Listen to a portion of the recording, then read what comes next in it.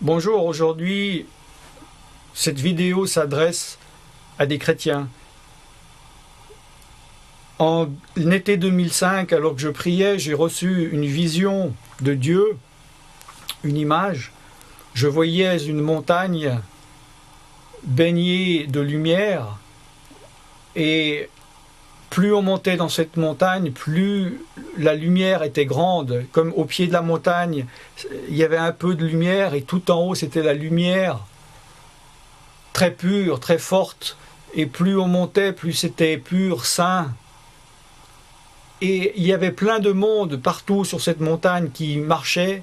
C'était des chrétiens avec leur tête levée au ciel vers Dieu, avec leurs mains élevées.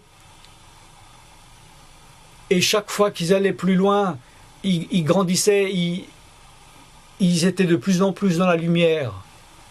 Mais je réalisais que nous étions fixés sur nos objectifs et nous ne nous tournions jamais vers l'autre. Si on regardait un peu juste en arrière, on verrait quelqu'un qui est là où nous étions la semaine passée, le mois passé, il y a une année, et on pourrait l'aider, le conseiller pour remonter, mais nous sommes focalisés, concentrés sur notre vie spirituelle, comment grandir, comment se fortifier, comment acquérir de la connaissance. Alors, je ne dis pas que c'est pas bien de passer 2, 3, 4, 5 jours de la semaine à l'église, de lire la Bible, de se fortifier, c'est très bien. Mais il faut aussi savoir se tourner vers les autres. Alors que je pensais que cette vision était terminée, il y a eu comme une deuxième partie où je voyais que dans la vallée, il n'y avait pas du tout de lumière, c'était les ténèbres. Et il y avait des gens qui marchaient, plein de personnes, et qui n'avaient aucune conscience de cette montagne. C'est comme s'il y avait des nuages en dessus d'eux, ils ne voyaient pas, ils ne savaient pas ce qui se passait.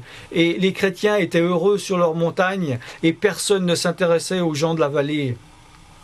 Et il y avait encore quelque chose de pire, c'est que dans cette vallée, il y avait comme des trous, des grottes très profondes, avec des personnes tout au fond de ces grottes qui sont complètement dans les ténèbres. Et ces personnes avaient les mains élevées et ils criaient pour de l'aide. Tout comme les chrétiens, ils regardaient en haut avec leurs mains levées, mais non pas pour louer Dieu, mais pour demander de l'aide. Et je pense que c'est nous qui sommes sur cette montagne qui devons nous tourner et descendre dans cette vallée, parler aux personnes, les prendre et les amener au pied de la montagne, peut-être descendre au fond de ces grottes, aller chercher ces personnes, les amener dans cette vallée. Tout le monde, c'est vrai, n'est pas appelé à descendre au fond de la grotte. Mais tout le monde est appelé à aller dans la vallée et aussi d'aider les personnes qui sont sur cette montagne. Bien sûr, nous pensons que si nous nous tournons pour aider quelqu'un, nous allons perdre du temps dans notre montée. Si nous descendons au pied de la montagne, nous perdons encore plus de temps. Et si nous descendons dans la vallée, si nous descendons dans les grottes, nous nous éloignons de notre édification. Mais ce n'est pas comme ça que ça fonctionne, car les pensées de Dieu ne sont pas nos pensées. La Bible dit, celui qui veut garder sa vie la perdra. Celui qui croit avoir quelque chose, il perdra, on lui enlèvera même ce qu'il croit qu'il a. Mais si tu donnes ta vie, tu perds ta vie pour Dieu, tu la retrouveras. Il faut porter sa croix. Je ne veux pas trop parler de l'interprétation de cette vision. Je veux laisser l'Esprit de Dieu vous convaincre lui-même par cette image. J'aurais juste une chose à rajouter, qui est personnelle.